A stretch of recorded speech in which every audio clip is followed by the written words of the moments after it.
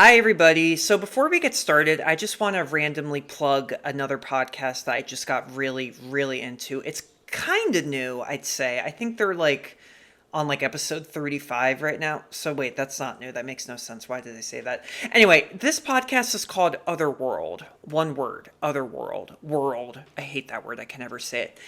If you love spooky, if you love really unexplainable podcasts or just unexplainable shows, paranormal, anything, you will love this show. Guys, I've been looking so long now to find a good paranormal podcast. And so many of them I can't get into because it's just somebody telling a story, but there's nothing, there are no added effects to it. There's no music or sound effects or anything. And so many times they just become a little bit boring and not scary because honestly, you need to add a little punch to it.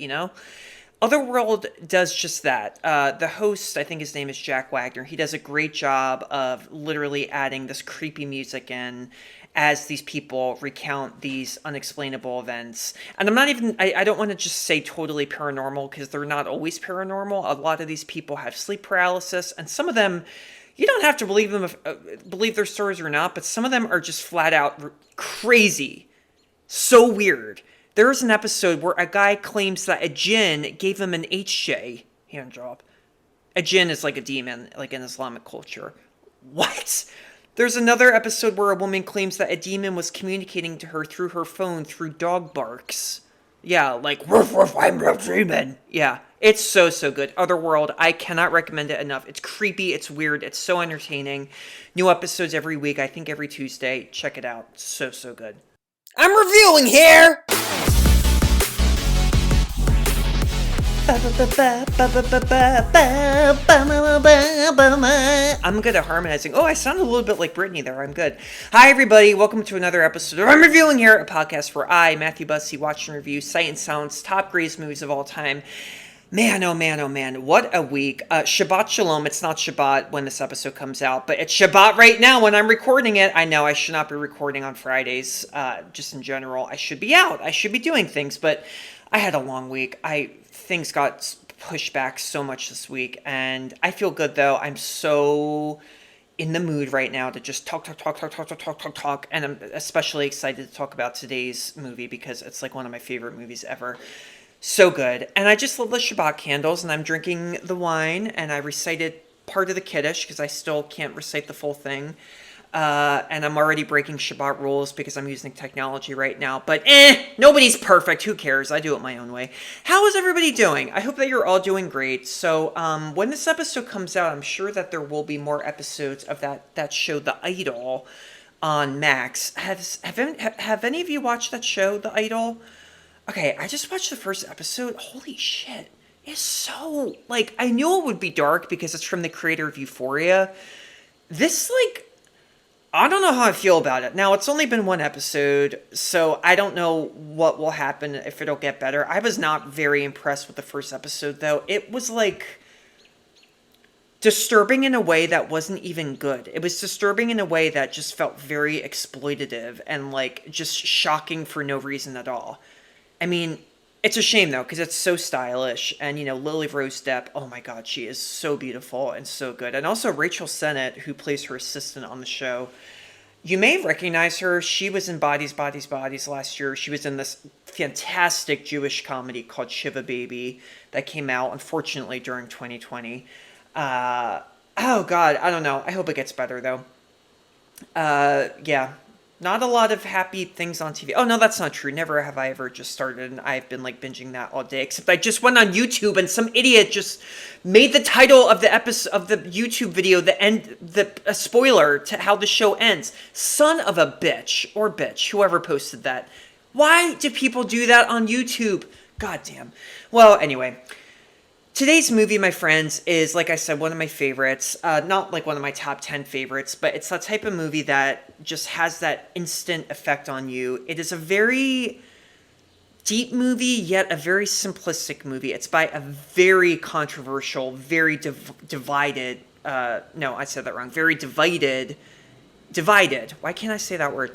Filmmaker named Lars von Trier. This movie came out in 2011, and I cannot wait to talk about it. This, my friends, is Melancholia. Take a listen, and Get ready. This trailer is so good.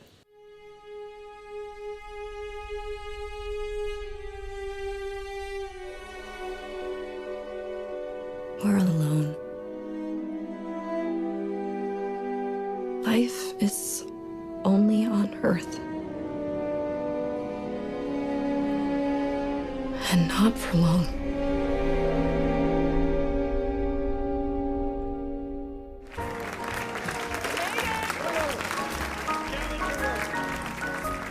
Justine and Mike. Never seen you look so happy. Enjoy it while it lasts. I myself hate marriages. She ruined my wedding. I will not look at her. Is everybody in your family stark raving mad? I thought you really wanted this, but I do.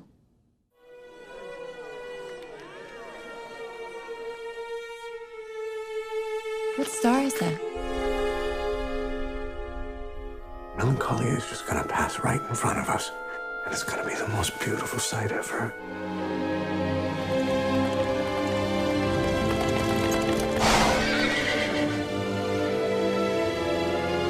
It's gonna be a lot different.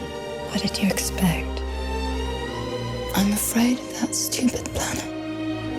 Dad said there's nothing to do. Then he's forgotten about the magic.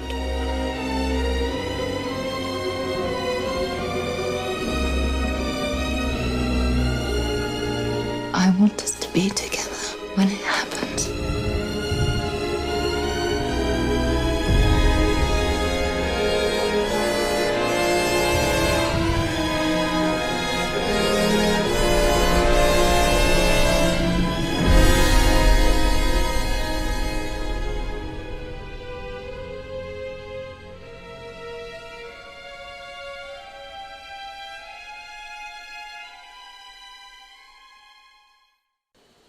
That music. I have that song on my Spotify. It is, oh my God, what is the music? Oh, it's from Tristan and Isolde. Remember Tristan and Isolde? It was like, I think, it's like there's Romeo and Juliet and then there's Tristan and Isolde. They actually made a movie of Tristan and Isolde with James Franco back in 2006, but I didn't see it. It's an opera, and that music is like the only music in all of Melancholia, and it is so powerful and so beautiful and like, makes me cry. No, it doesn't. Oh my God, Melancholia. Where the hell do I begin with this movie? It was October 2011. I was a very obnoxious junior at Temple University in Philadelphia. I was volunteering at the Philadelphia Film Festival. They were showing this movie. I believe it was the weekend. I volunteered to work it. We got everybody in. It was like a full house. They let us go in and watch it, but we got really crappy seats. We got the seats all the way in the back, which I hate sitting in the back. I hate it. If you like sitting in the back of the theater, screw you. Just kidding. They let us watch it. I've never been, till then, I had never been so shook by a movie before. Watching this movie in a theater, listening to that music, there's nothing else like it. Like, I mean it. There really is nothing else like it. This movie is just so immense. I think immense is kind of the word to say it. And I just remember when the movie ended, nobody got up from their seats. And I remember, too, when it ended, like, I very vividly remember this. Like, our chairs, our seats were, like, rumbling. Like kind of like taking off on an airplane, you know? That is what it was like. It's just incredible. It's so incredible how a movie can do this. And I think what is really even more astounding is that this is a movie by a man, like I said, named Lars von Trier. Lars von frickin' Trier. Okay, this... I could, like, I don't know everything about this guy. But, you know, I'm sure other film podcasts have, like, devoted episodes about this guy. There may even be a podcast about Lars von Trier, for all I know. But Lars von Trier, he's a Danish filmmaker, and he is very, very, very, very, very controversial. I've said this a lot in these episodes, how there is, like, a lot of filmmakers, they feel like there's, like, a rule book, you know, like when they're making a movie. I know, I've said this, like, ad nauseum, you know, like, okay, if you're going to make a movie, there needs to be a beginning, a middle, and an end, and some things need to make sense, and there needs to be some logic. With Lars von Trier, not at all. You know, I remember Shia LaBeouf did a movie with him, and I'm paraphrasing, but he basically said kind of what I just said. He said, you know, there is like a rule book when it comes to movies, but Lars von Trier just rips up that book and just throws it out the window and does not use it. Yeah, this guy is extreme. And I don't want to like scare you, but I just want, well, let me start off with the beginning with Lars von Trier, because I feel like early von Trier, like 90s, early 2000s von Trier, his movies were very intense, but they were like, you know, you could kind of make it through them to an extent, at least. But he was,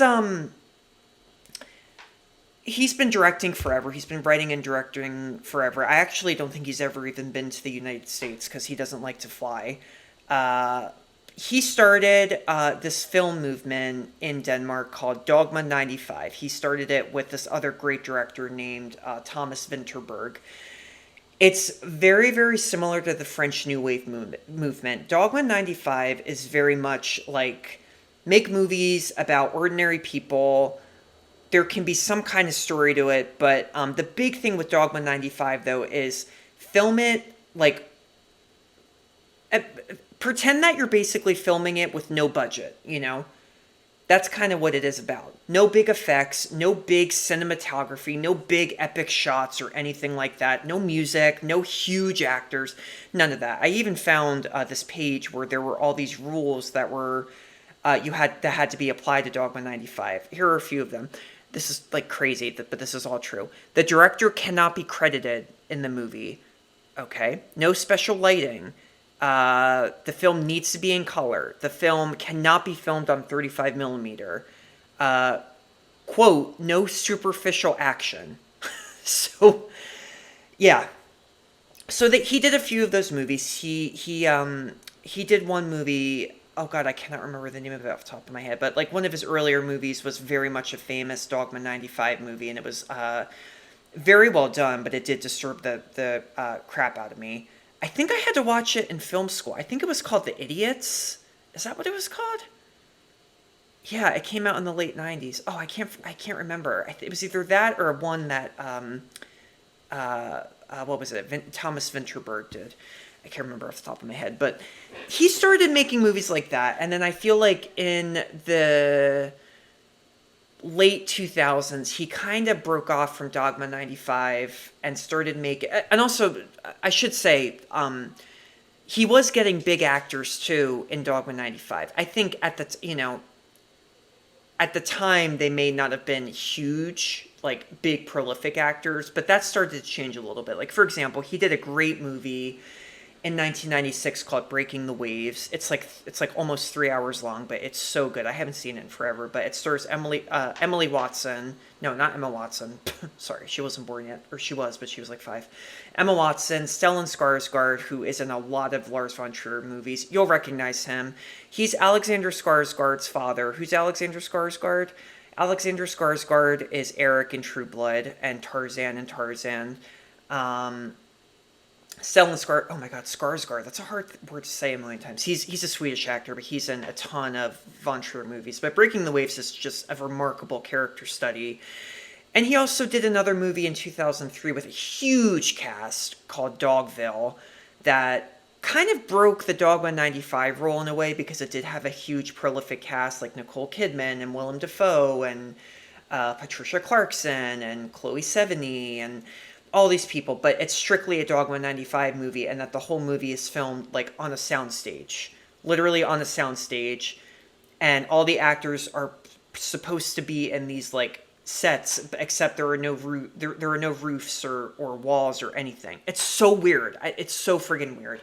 He followed up with that with a movie called Manderley, which was like a sequel, but Bryce Dallas Howard replaced Nicole Kidman in it. But anyway, what was I saying? I got carried away.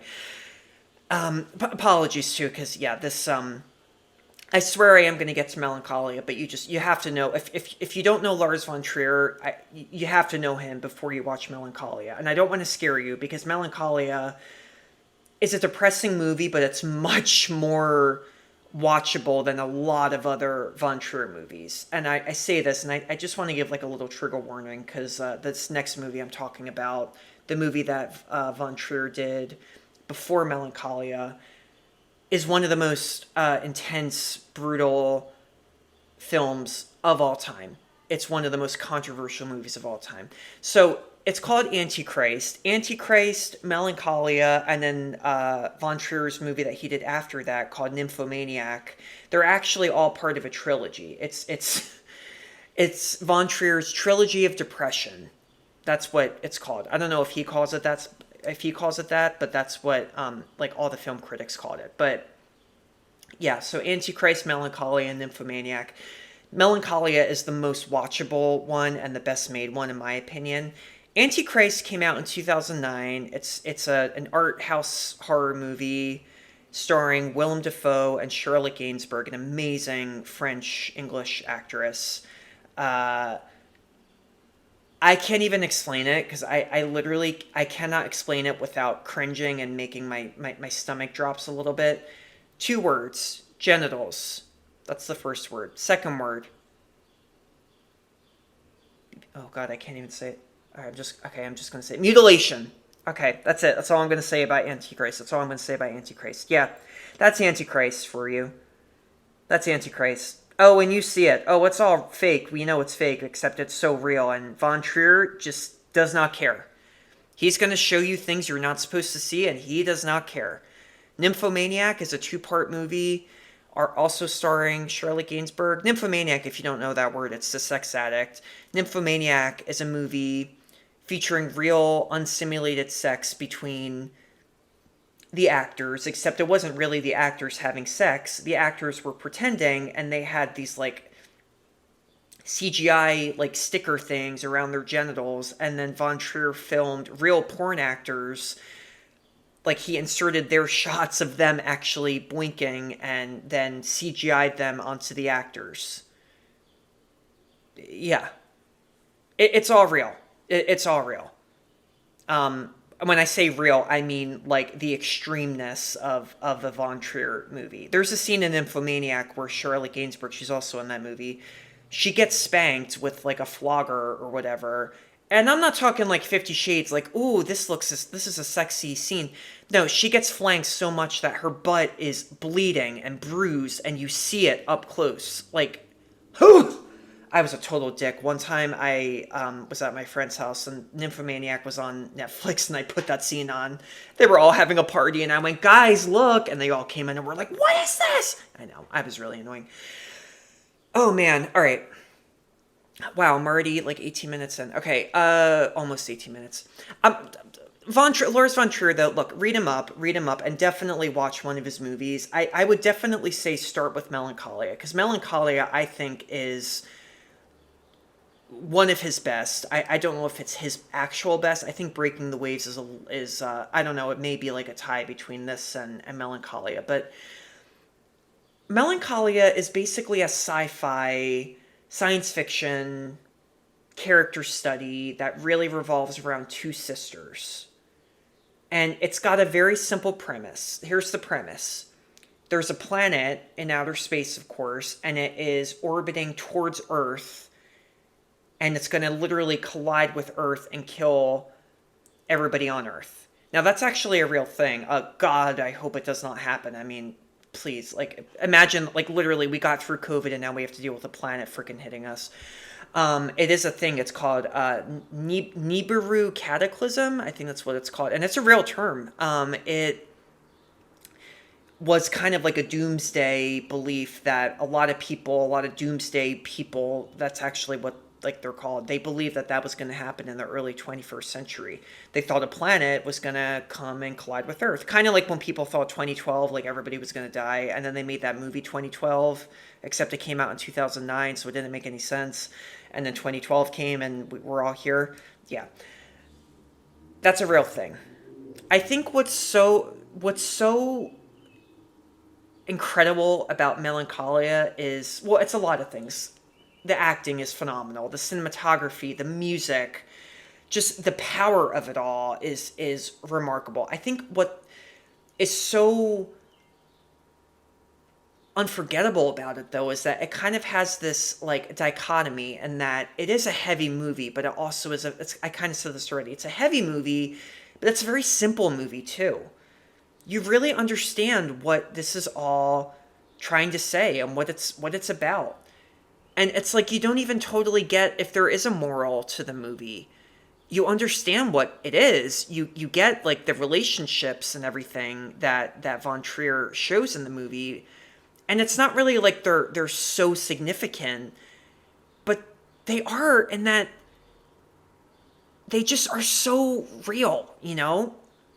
It's like you fall for, you literally feel for every character in this movie. I think, you know, what makes Melancholia unforgettable, hands down, is the leads of the movie, Kirsten Dunst and Charlotte Gainsbourg. Now, Gainsbourg, as I've mentioned, she's a very, very huge, prolific French-English actress. She's been in a lot of Von Trier movies, a lot of other movies too. Kirsten Dunst, though, you may have heard of her. Just kidding. Okay, now you got to remember, this is 2011.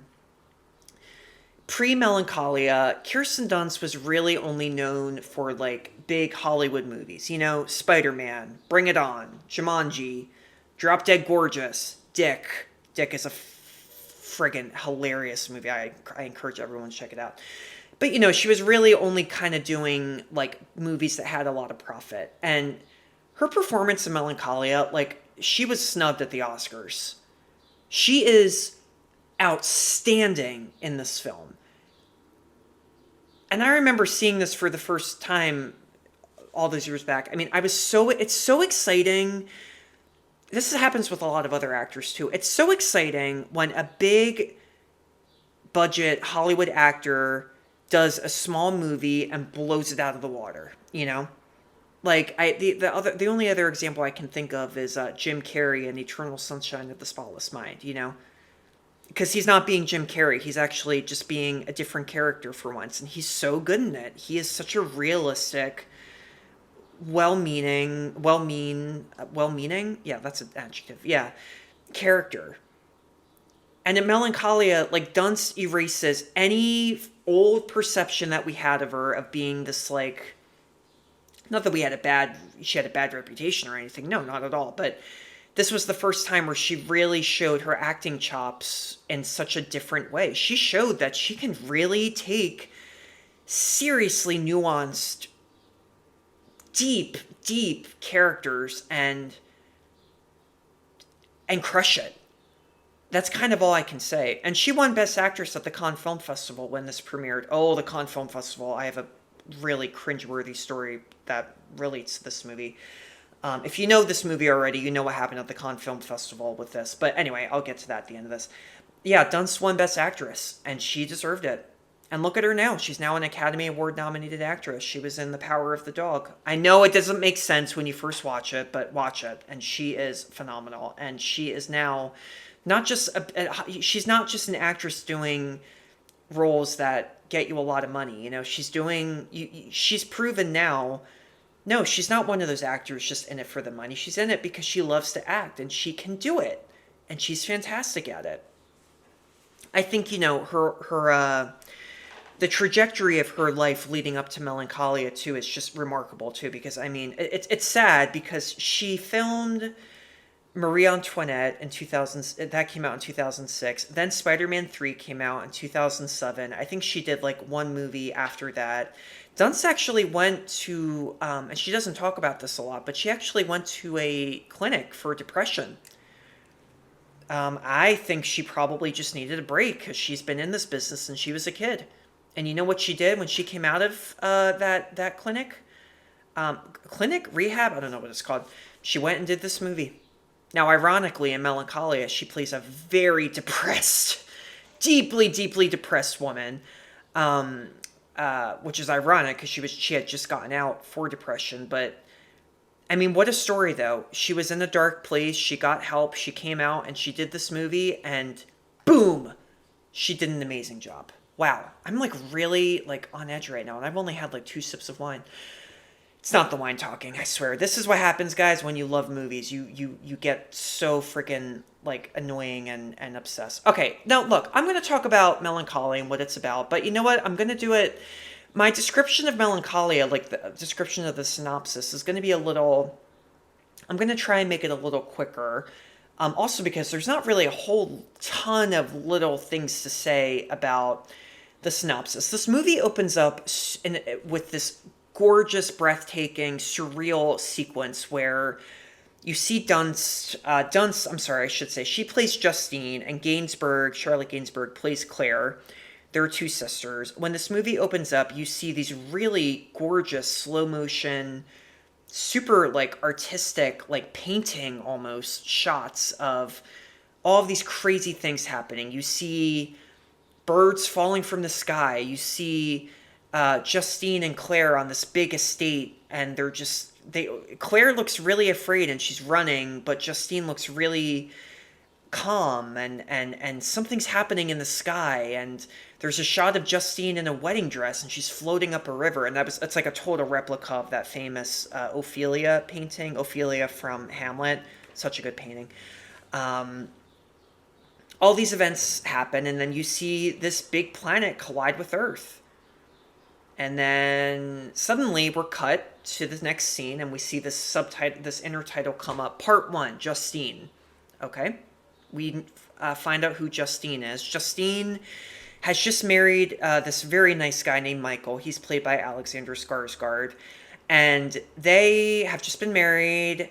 They're happy. They're trying to get to the wedding party. It's like up this big hill in like the middle of the woods, this really huge estate.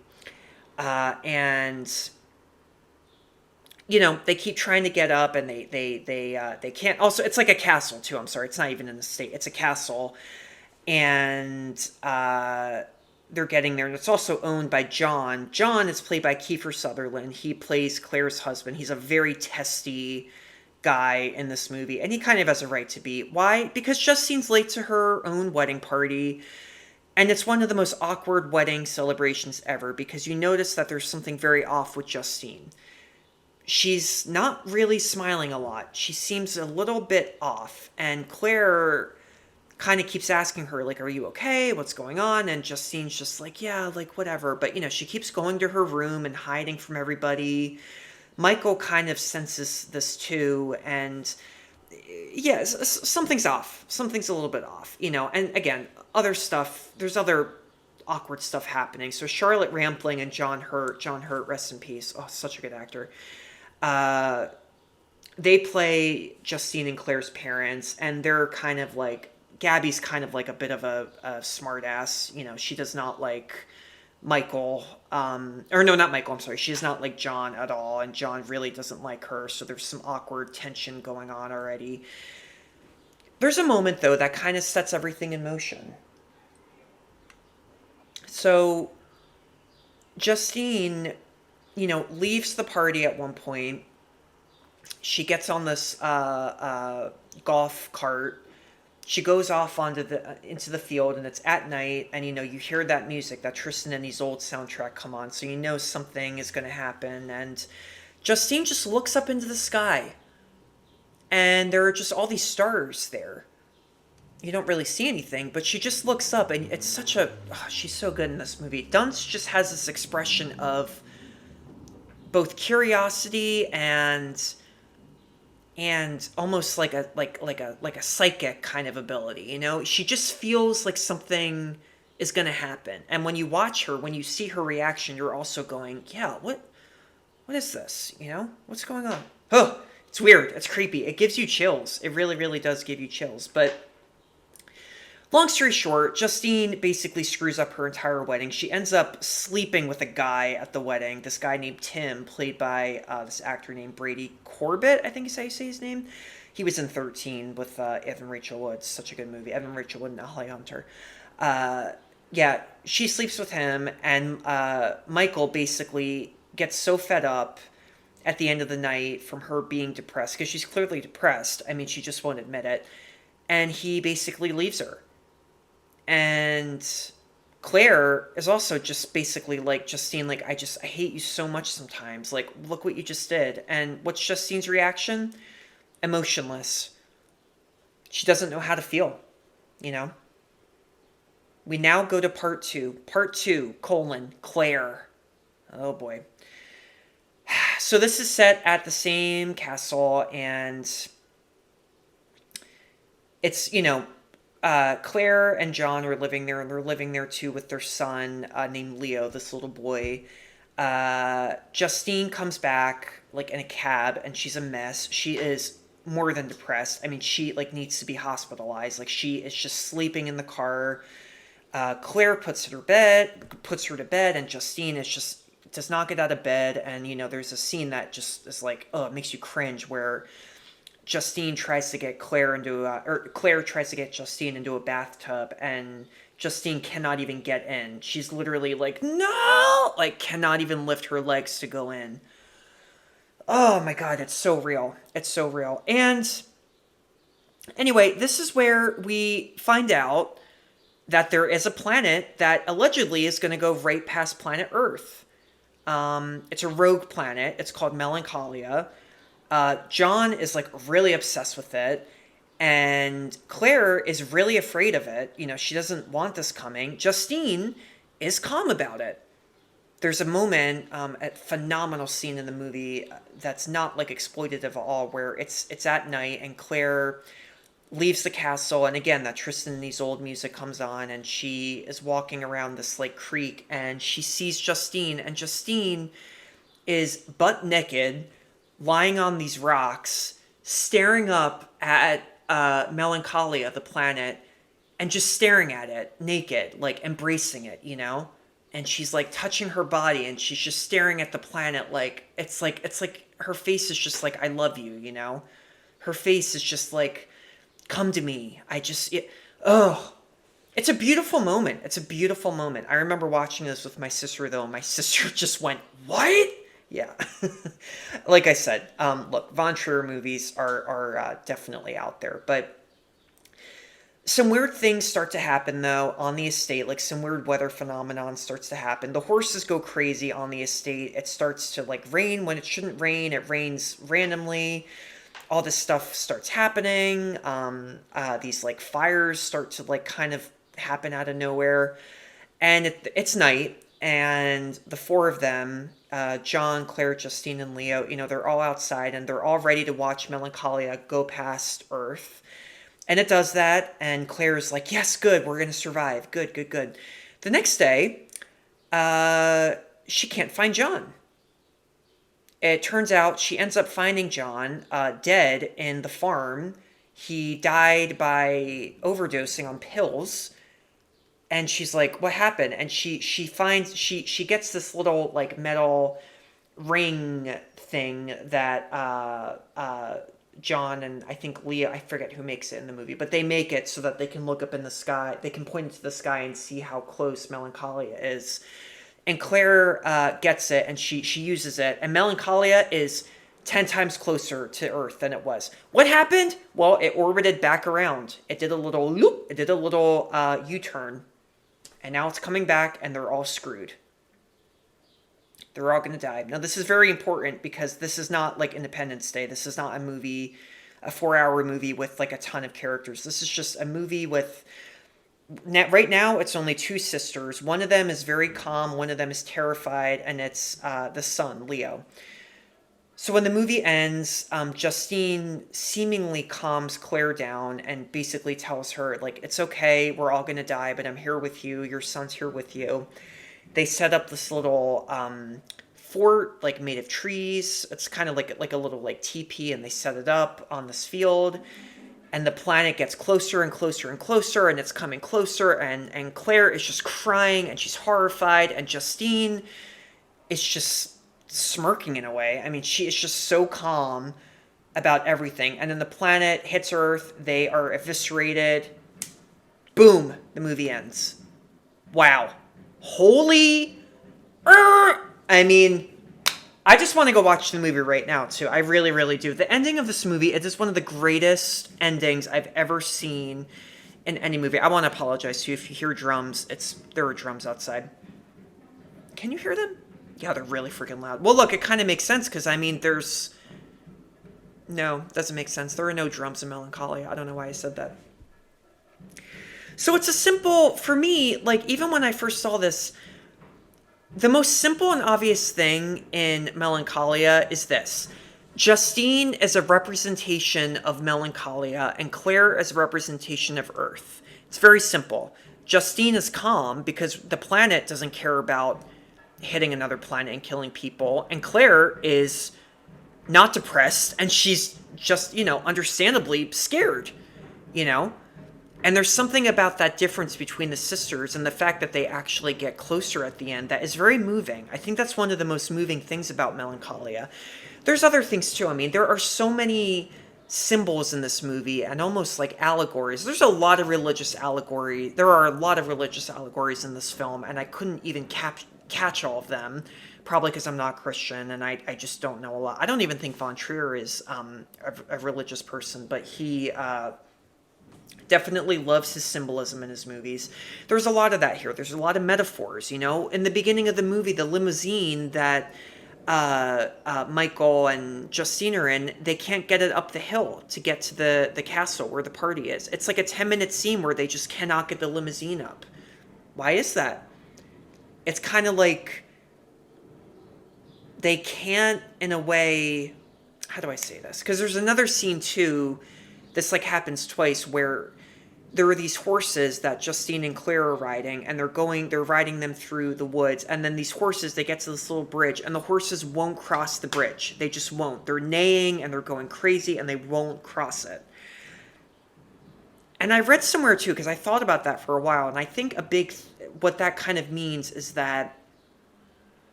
it's kind of like you can't escape your fate, The horses and Claire wanting to get away from the planet, they can't escape it, You can't escape it.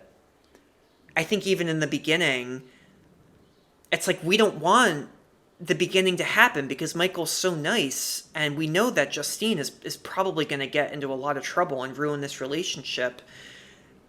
And it's almost like the limousine not being able to get up. It's like a weird sort of there's like a hidden meaning there, It's like foreshadowing in a way. It's like the car in a way is like going, no, don't, I don't want to go up. No, it's just going to get worse from here, Yeah. I don't know if there's actually a parallel between that and the horses. I just kind of thought about that on the spot, but man, oh man, this movie though, I just, if you can't tell enough, I mean, yeah, I cannot recommend it enough. Now, I will briefly say this. Okay, yes, this movie premiered at the Cannes Film Festival. Amazing. Critics love this movie. It was on a lot of top 10 lists when it came out. Like I said, Dunst won Best Actress. During the Q&A for this movie, von Trier made a joke, quote unquote, where he said, quote, "What can I say? I understand Hitler." And when he said this quote, Dunst is sitting right next to him, and the look Dunst gives him is literally like, what?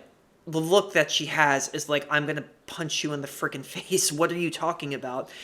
Now, von Trier does not let it up, and he keeps trying to make this joke about liking Hitler and sympathizing with him. And he's joking. That's what he's saying. But he just goes on, and Dunst, like, her face just gets so red.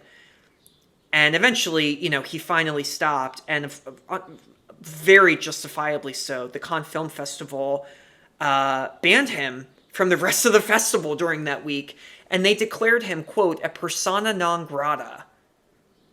And it's so funny, too, because they even interviewed Dunst later, I think after she won her award, they interviewed her on camera, and she basically said, I'm really sorry about, Lars. He was being an idiot. I'm sorry. But thanks for, letting me win Best Actress. I mean, for real. She actually, Penelope Cruz was actually originally cast, but she dropped out to be in Pirates of the Caribbean. She was going to play Justine. She wouldn't have done a good job, though. I mean, Penelope Cruz is great. Don't get me wrong. But this was Dunst's movie. Hands down. Oh my god. So, what is the moral of Melancholia? Oh my god. I think as a viewer, as an aspiring filmmaker, if you're watching this and you love movies and you want to make movies, the moral of this movie is make movies like Melancholia. I mean, for real. I'm serious. You get great cinematography, you get a simple plot that has a lot of really deep depth in it. Let me rephrase that. If you make a movie with a story that has a lot of depth, but the story is also very simple at the same time. And you can do that in a movie, and you can get a great cast. You can make a movie like Melancholia. You can make a movie that is this outstanding and like flawless, and you can do it. Now, in the movie though, what is the moral of Melancholia? Oh God, I think the moral is that we're all gonna die and it's gonna suck. Yeah, the moral, I guess, is death is imminent. It's like what Justine says in the movie, life is only on Earth, and not for long.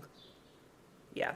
Now, when is this episode coming out? I think it's a Wednesday. Okay, it'd be kind of awkward if this was a Friday episode and that was the last words of the week of the podcast for this week.